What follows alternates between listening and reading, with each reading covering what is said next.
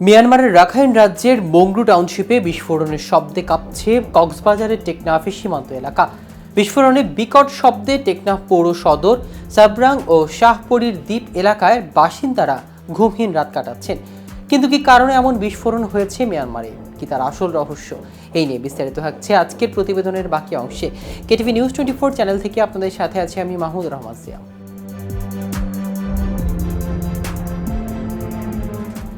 শনিবার ভোর 4টা থেকে বেলা 11টা পর্যন্ত একের পর এক বিস্ফোরণের শব্দ আসতে থাকে। এর আগে গত বৃহস্পতিবার সন্ধ্যার পর থেকে গতকাল শুক্রবার মধ্যরাত পর্যন্ত টানা বিকট বিস্ফোরণে শব্দ শোনা যায়। এ সময় মিয়ানমারের আকাশে বিমানের চক্করও দেখা গেছে। ধারণা করা হচ্ছে মংডু টাউন নিয়ন্ত্রণে নেওয়া আরাকান আর্মির অবস্থান লক্ষ্য করে বোমাবর্ষণ করা হচ্ছে বিমান থেকে। এ তথ্য নিশ্চিত করেছেন টেকনাফ উপজেলার নির্বাহী কর্মকর্তা শেখ এহসান উদ্দিন। তিনি বলেন, প্রথমে একটি বিকট শব্দের পাশাপাশি ঘরবাড়ি কেঁপে ওঠায় ভয় পেয়ে গিয়েছিলাম। পরে জানতে পারলাম মিয়ানমারের সরকারি বাহিনীর সঙ্গে বিদ্রোহী গ্রুপের সঙ্গে সংঘর্ষে বোমা নিক্ষেপের ঘটনায় টেকনাফের মাটি কেঁপে উঠেছে। প্রথম দিনেই টেকনাফে এসে নির্ঘুম রাত কাটাতে হয়েছে। এতদিন ধরে এখানকার মানুষ এই সমস্যা নিয়ে কিভাবে বসবাস করে আসছে ঠিক জানি না।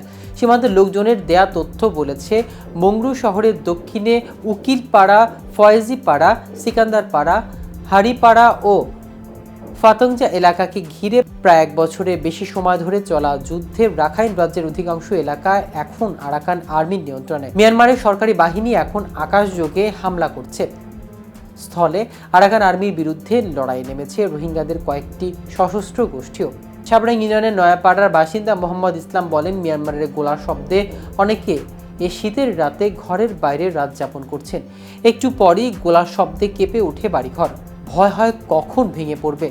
ইউনো শেখ এহসান উদ্দিন বলেন, বর্ডার গার্ড বাংলাদেশ, বিজিবির কোস্টগার্ডের সঙ্গে কথা হয়েছে। এই সুযোগ কাজে লাগিয়ে কোনো অবৈধ অনুপ্রবেশকারী যাতে বাংলাদেশে প্রবেশ করতে না পারে, এর জন্য সীমান্ত এলাকায় কড়া নজরদারির পাশাপাশি টহল জোরদার রাখা হয়েছে।